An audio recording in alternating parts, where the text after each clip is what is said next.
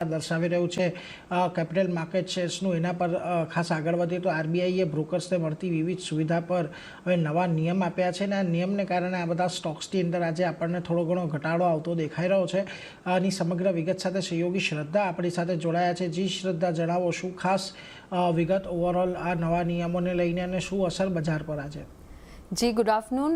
તો આરબીઆઈ તરફથી જે બ્રોકર્સને લઈને નિયમોમાં જે ચેન્જીસ કરવામાં આવનારા છે 1 એપ્રિલ 2026થી, તો એ નિયમો વિશે જો નજર કરીએ તો આરબીઆઈએ સ્ટોક બ્રોકર્સને જે ઋણ આપવામાં આવે છે, એટલે કે કર્જ આપવામાં આવે છે અને સાથે જ બેંક ગેરંટી આપવામાં આવે છે, તેના નિયમોને લઈને અમુક બદલાવ કર્યા છે. બેંકો જે બ્રોકર્સને લોન આપે છે તો લોન દેતા સમયે તેમણે 100% કોલેટરલ લેવું જરૂરી છે. હવેથી બેંક્સ હવે બ્રોકરને તેમના જે પ્રોપ્રાઇટરી ટ્રેડિંગ માટે ફંડ નહીં આપી શકે, તેમજ માર્કેટ મેકિંગ અને વેરહાઉસિંગ માટે અહીંયા છૂટ આપવામાં આવી છે આરબીઆઈ તરફથી.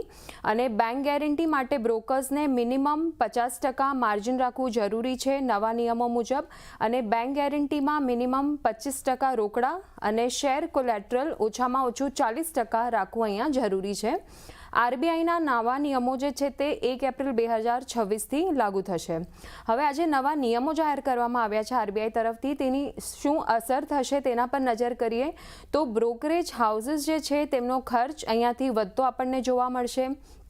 સાથે જ ટ્રેડર્સ માટે જે માર્જિન ફંડિંગ છે તે હવેથી અહીંયા મોંઘું થઈ શકે છે. એમટીએફ એના પર પણ વ્યાજના દર વધી શકે છે. વર્કિંગ કેપિટલ અને બેંક ગેરંટી લેવી હવે મોંઘી બની શકે છે. સાથે જ વધારે લિવરેજીસ પર જે કામકાજ કરી રહ્યા છે બ્રોકરેજ હાઉસીસ, તેમના પર આની વધારે અસર પડી શકે છે as compare to peer companies. Proprietary trading desk, arbitrage fund માટે હવે ફંડ લેવું અહીંયાથી મોંઘું બનતું જોવા મળશે. સાથે જ ઇન્ટ્રાડે અને એફએનઓ સેગમેન્ટમાં પણ વોલ્યુમ અને લિક્વિડિટીમાં પણ ઘટાડો આવતો જોવા મળશે. આ ન્યૂઝના લીધે આપણને સવારથી જ Angel One, BSC, Nuvama wealth, Groww, Motilal Oswal, IIFL finance જેવા સ્ટોક આપણને ફોકસમાં રહેતા જોવા મળ્યા છે. એટલે જો આ બધા પર એક ખાસ ફોકસ રાખીશું આજના દિવસે. આ બધા સ્ટોક પર થોડો ઘણો ઘટાડો પડશે. આભાર શ્રદ્ધા અમારી સાથે જોડાઈને આ સમગ્ર વિગત આપવા માટે. ગૌરાંગજી, આજે નિયમો શુક્રવારથી આપણે આરબીઆઈના સર્ક્યુલર દ્વારા જાહેર કરવામાં આવ્યા. એક રીતે જે સ્પેક્યુલેશન ઘટાડવા માટેની વાયદા બજારની અંદર સરકારની, સેબીની જે કવાયત છે એનું જ એક આગળનું પગલું અહીંયાથી આપણને આવતું દેખાઈ રહ્યું છે કે થોડું વધારે સિક્યોરલી અહીંયા ટ્રેડ થઈ શકે. જોકે સ્વાભાવિક છે કે આ નિર્ણયથી જે એક્સચેન્જીસ છે એને થોડીક અસર પડે, એટલા માટે થોડોક અહીંયા ઘટાડો આપણને આવતો જોવા મળી રહ્યો છે. તો શું આ ઘટાડે અત્યારે તમને એક્સચેન્જીસની અંદર લાગે છે કે આ જે ઘટાડો છે એ થોડોક લિમિટેડ સમય માટેનો હોય, કોઈ બહુ મોટી અસર લાંબા ગાળે અહીંયા આપણને પડતી જોવા નહીં મળે?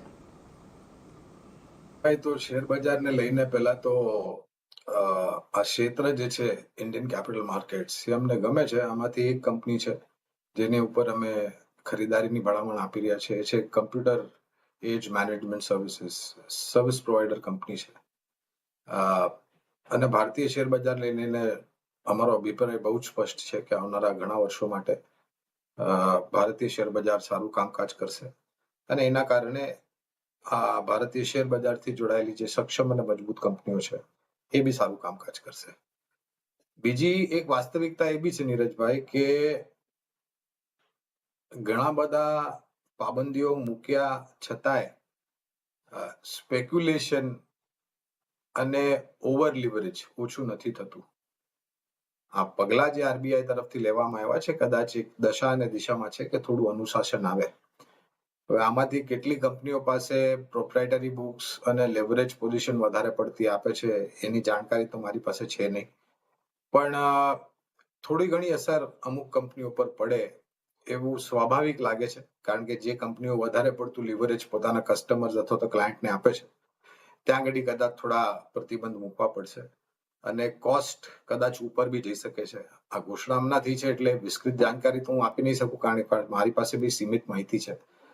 પણ અમુક કંપનીઓને આની અસર પડશે. હવે એ જોવાલાયક રહેશે કે કોની કેટલી પ્રોપ્રાઇટરી બુક છે અને કેટલું લીવરેજ પોઝિશન ની સેવાઓ ઉપલબ્ધ કરાવે છે ક્લાયન્ટોને.